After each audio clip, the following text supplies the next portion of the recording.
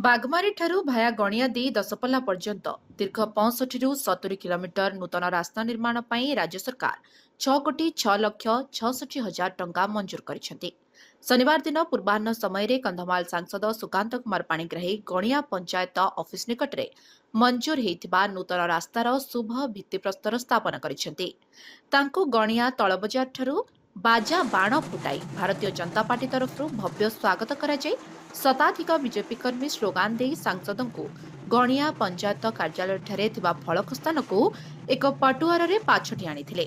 सांसद ब्लॉक प्रतिनिधि शरद कुमार कर, बीजेपी गणिया मंडल सभापति महावीर मिश्र, नयागढ़ जिला उपसभापति चंद्रशेखर दास, पूर्वतन बीजेपी गणिया मंडल सभापति प्रफुल्ल कुमार साहू, वरिष्ठ बीजेपी नेता तथा पूर्वतन ब्लॉक उपाध्यक्ष विभूतिभूषण पंडा, गणिया सरपंच गिरिधारी सेठी, समिति सभ्य फकीर मोहन डाकुआ, झामुंडिया सरपंच प्रतिनिधि चित्तरंजन सामल, करड़पड़ा सरपंच प्रतिनिधि समीर कुमार साहू, आड़कटा सरपंच प्रतिनिधि कालंदी बारिक, वरिष्ठ बीजेपी नेता सुब्रजित पंडा, दुखीराम गडनायक, बाउरीबंधु राउत, चित्तरंजन साहू समेत बहु बीजेपी कर्मी उपस्थित रही।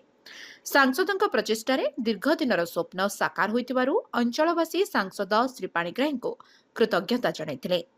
गणियारू सदाशिव पात्रଙ୍କ रिपोर्ट, लिव लाइफ ओडिया।